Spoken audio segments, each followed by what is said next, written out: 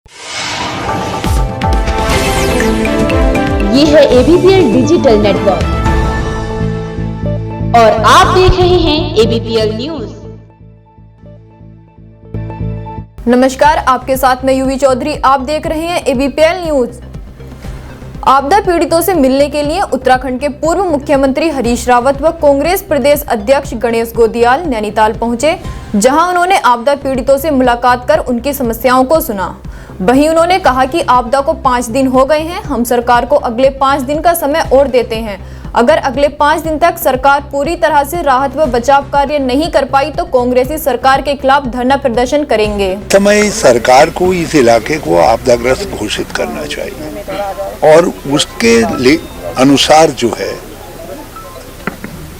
राहत के भी और बचाव कामों की तो समय निकल गया, लेकिन भविष्य से बचाव के लिए कुछ और जो व्यवस्थाएं करनी है, क्योंकि कई जगह हमने देखा है वो घर ऐसी जगहों पे बने हैं कि ऊपर से कभी भी नाला आकर के उसको तोड़ करके लोग जान खतरे में डाल दे रहा है। तो बहुत सारी ऐसी चीज़ें हैं जिनको ठीक किया जा सके, लेकिन अब इस समय युद्ध स्तर पर राहत कार्य होने चाहिए थे, वो नहीं हो रहे। एक बयान दिया है, कहा है कि हम 5 दिन का समय देते हैं राज्य सरकार को, यदि नहीं करेंगे तो पहले हम उपवास करेंगे और फिर सीधे जो है प्रदर्शन और दूसरी चीज़ें करेंगे, क्योंकि हम नहीं चाहते कि बचाव कार्य में सरकार का ध्यान हटे। इसलिए हमने आप 5 दिन आप आपदा के मान लीजिए और 5 दिन और दे रहे हैं। यदि 10 दिन में भी कोई सरकार जो है बचाव का कार्य नहीं कर सकती, राहत का काम नहीं कर सकती है, और यहाँ तो राहत छोड़ दीजिए, बचाव का काम नहीं हुआ, अभी भी कुछ लोग दबे हुए हैं। केंद्र सरकार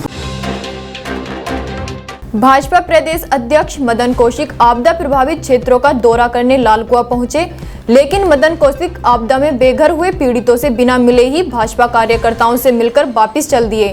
भाजपा प्रदेश अध्यक्ष मदन कौशिक का दौरा भी हवाई साबित हुआ। विधानसभा में विधायक जी के, जिलाध्यक्ष जी के और अपने प्रमुख सब नेताओं के साथ मैंने सब क्षेत्र का मैं भ्रमण किया है। बड़ी मात्रा में यहाँ फसल का नुकसान है। ये सही है कि वनभूमि होने के कारण जो मुआवजा वाली स्थिति थी उस पर पहले विधायक जी चर्चा की है। किसी को भी कोई रास्ता निकाल के इसका हम लोग समाधान निकालेंगे कि सबको उनकी फसल के हुए नुकसान का मुआवजा मिल जाए। 3 मकान क्षतिग्रस्त हुए, उनके बारे में भी मैंने कहा वो रास्ता भी हम लोग कुछ निकाल के मुख्यमंत्री से बातचीत करके समाधान कराएंगे। में जिस प्रकार का इस आपदा के कारण दिक्कतें आई हैं, भारतीय जनता पार्टी ने अपने सारे कार्यक्रम स्थगित करते हुए सभी कार्यकर्ताओं को प्रभावित क्षेत्र में प्रभावितों के बीच में जाकर जो भी मदद की आवश्यकता उसकी पूर्ति करने के लिए कहा गया है। सारे जिलाध्यक्षों से बातचीत करके जो आवश्यकता होगी कल से वो सारी भी व्यवस्था हम लोग करा रहे हैं। कार्यकर्ताओं से एक सेतु के रूप में काम करें, सरकार की सारी घोषणाओं को नीचे तक पहुंचाएं, लोगों तक उनका लाभ मिले, इस प्रकार कहा गया है। और मैं समझता हूं कि इस मुसीबत की घड़ी में जहां अन्य राजनीतिक दल राजनीति करने का काम कर रहे हैं, वही भारतीय जनता पार्टी एक ऐसा दल है जिसके कार्यकर्ता उसी तारीख से 18 तारीख से पूरी ताकत के साथ क्षेत्र में लोगों के बीच में जाकर और जो प्रभावित हुए हैं उनको यथासंभव हर प्रकार की मदद पहुंचा रहे हैं।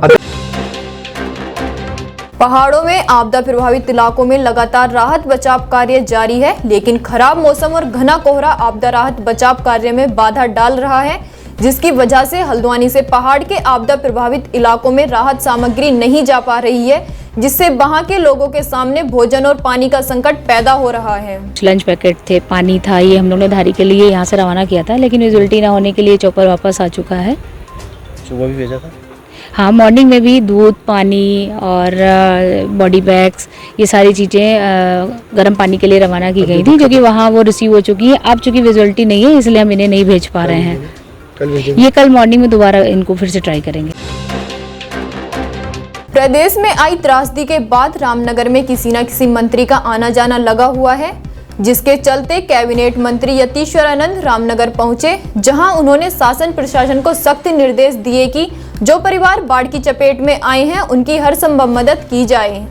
रामनगर के अंदर जहाँ जहाँ भी लोग बाढ़ से प्रभावित हुए मैं उन सभी स्थानों पर माननीय विधायक जी को साथ लेकर, अपने संगठन के लोगों को साथ लेकर वहां पर मैंने दौरा किया है और अधिकारी लोग भी मेरे साथ हैं।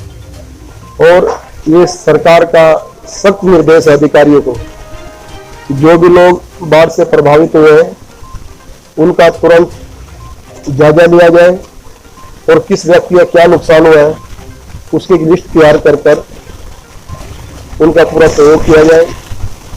सरकार तन मन धन के साथ बाढ़ पीड़ितों के साथ है और माननीय मुख्यमंत्री जी लगातार अधिकारियों के संपर्क में है, जिलाधिकारी के संपर्क में है और जो भी संबंधित अधिकारी सचिव इत्यादि है उनके संपर्क में है। किसी को भी ये नहीं लगना चाहिए कि इस बाढ़ के समय हमारा कोई सहयोग नहीं कर रहा है, सरकार हमारे साथ नहीं है, जनप्रतिनिधि हमारे साथ नहीं है, अधिकारी हमारा सहयोग नहीं कर रहे हैं, ये बात बिल्कुल हम सुनने वाले नहीं है। सरकार पूरे तन्मयता के साथ, पूरे सहयोग के साथ जनता के साथ खड़ी है।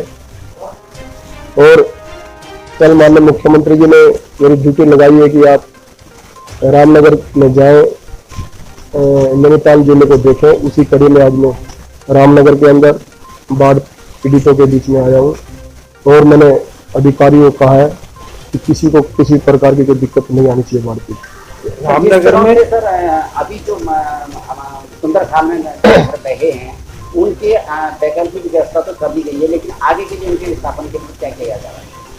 उसका हम सर्वे करवा रहे हैं। वैकल्पिक रूप में मैं अभी डीएफओ से मैंने कहा है कि कोई भी वन विभाग की भूमि चिन्हित कर उनको अस्थायी रूप से उनके कैंप इत्यादि लगाकर उनकी व्यवस्था वहां पर करवा दी जाए। ये अभी मेरी डीएफओ से बात हुई और उसको हम कल तक उस काम को कर देंगे। रामनगर में पानी की समस्या भी जूझ रहा था, ये बात अभी माननीय विधायक जी ने बैठक में उठाई थी ज्ञान सिंह जी ने, उसका समाधान कल तक हम लोग कर देंगे और 80% उसका समाधान हो भी चुका है, अभी 20% बाकी है, उसको कल तक पूरा कर दिया जाएगा। सर विधायक जी के द्वारा बहुत अच्छे प्रयास किए गए हैं और रेस्क्यू में भी उनका बहुत अहम भूमिका रही है। तो उसके चलते जैसे कि अभी हम कल ढिकुली में कुछ जिनके घर बह गए थे वो लोग कुछ झाड़ियां काट के वहां पर अपना एक टेंट लगाना चाहते हैं, लेकिन फॉरेस्ट के द्वारा उन्हें टेंट नहीं लगाने दिया गया। इसके बारे में फॉरेस्ट को क्या आदेश जारी किए जाएंगे? उसके बारे में बात हुई है वन विभाग से, उसका रास्ता हम लोग निकाल रहे हैं, उनका रास्ता निकल जाएगा। और मैं जहाँ पर भी गया हूँ वहाँ लोगों लालकुआ कोतवाली क्षेत्र अंतर्गत वीआईपी गेट के समीप तेज रफ्तार ट्रक की चपेट में आकर एक व्यक्ति की मौके पर मौत हो गई। मृतक की पहचान नहीं हो पाई है, वहीं ट्रक चालक ट्रक छोड़कर फरार हो गया। सूचना के बाद मौके पर पहुंची पुलिस ने शव को कब्जे में लेकर उसका पंचनामा भर अग्रिम कार्यवाही शुरू कर दी है। किच्छा तहसील क्षेत्र अंतर्गत 230 आपदा पीड़ितों को सहायता राशि के चेक वितरण का कार्यक्रम आयोजित किया गया।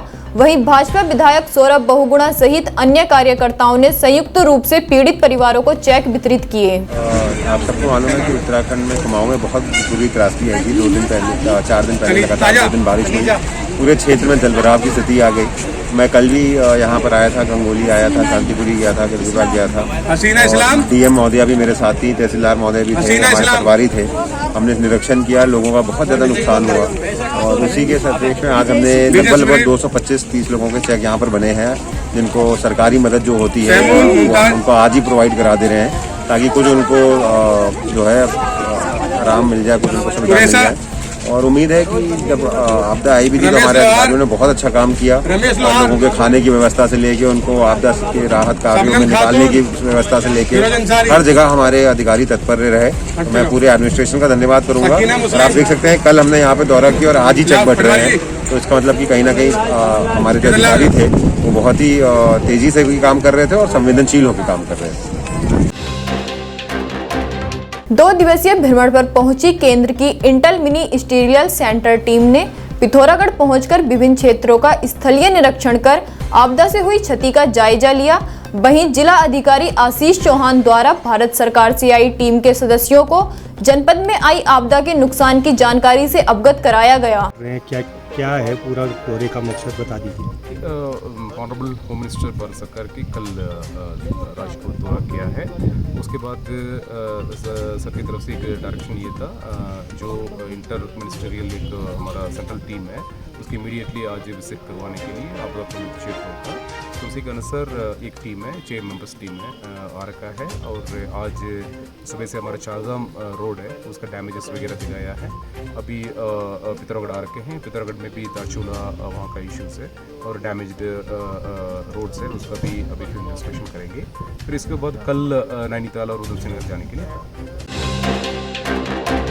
किच्छा की नई मंडी में राइस मिलर द्वारा धान की खरीद न किए जाने पर किसानों ने मंडी गेट पर धरना प्रदर्शन शुरू कर दिया है। इस दौरान किसानों ने मंडी गेट पर जमकर नारेबाजी की।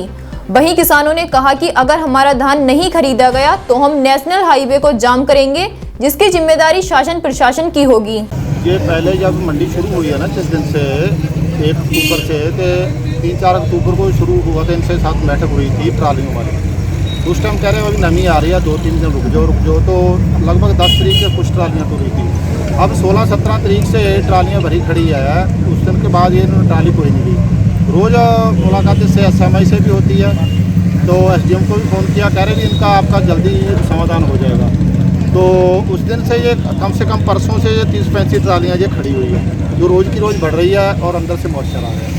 तो ये किसी इसको अपने समझौता जो किया था उससे भाग रहे हैं, क्योंकि ये अपनी कह रहे भी हमारी भी मिलजुल के हमारी भी तोलाओ पहले, फिर आपकी तो देंगे। आज तो वैसे किसी पे बात पे नहीं आए, तो SMI से यही बात हुई थी, तो टोकन दिए थे, जो हम आपको ये टोकन और भी सबके पास है, ये टोकन भी दिखा सकते हैं। तो आज फिर ये सुबह शाम करके ये ऐसे कर देते हैं, सुबह मीटिंग होगी, शाम मीटिंग होगी, कल शाम को फिर कह देंगे कल मीटिंग होगी। तो ये सभी किसानों का उत्पीड़न करते हैं, उनको परेशान करते हैं। तो इसलिए ये सबको पता ही है, कुदरत की मार पड़ी थी। पहले किसान पहले ही परेशान था, ऊपर से कुदरत की ऐसी मार पड़ी कि किसान और बर्बाद हो गया। जिन किसानों का धान कटा था वो 17 तारीख से इस चीज़ का इंतजार कर रहे थे कि बारिश बंद होगी, हम अपना धान तुलवाएंगे।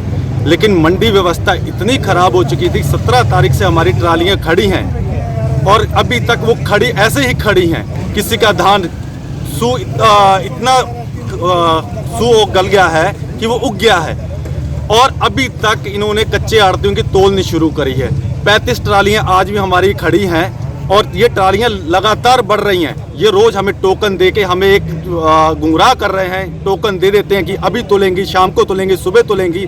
लगातार ये मीटिंगें कर रहे हैं, लेकिन वो मीटिंग का अभी तक हमें कोई परिणाम नहीं मिला है। हम बहुत परेशान हैं। अगर ये अभी भी हमारी कोई सुनवाई नहीं होती है, हमने यहाँ पर धरना दिया है, इसके बाद अगर भी हमारी कोई सुनवाई नहीं होगी तो हम रोड ब्लॉक कर देंगे। हम अपनी सारी ट्रालियाँ, जितनी हमारी 35-40 ट्रालियाँ मंडी में इस समय मौजूद हैं, ये सारी ट्रालियाँ हम रोड पर खड़ी कर देंगे ले जाके। और हमारी निवेदन है, अभी भी हम निवेदन कर रहे हैं कि ये इस व्यवस्था को सुधार कर लो, हमें मजबूर मत करो, क्योंकि हम बहुत परेशान हैं। हमारे धान बर्बाद हो चुके हैं, अब इससे ज़्यादा उत्पीड़न हमें और ना करें। भाजपा प्रदेश अध्यक्ष मदन कौशिक हल्द्वानी पहुंचे, जहां उन्होंने भाजपा के कुमाऊं कार्यालय में आपदा कंट्रोल रूम की शुरुआत की।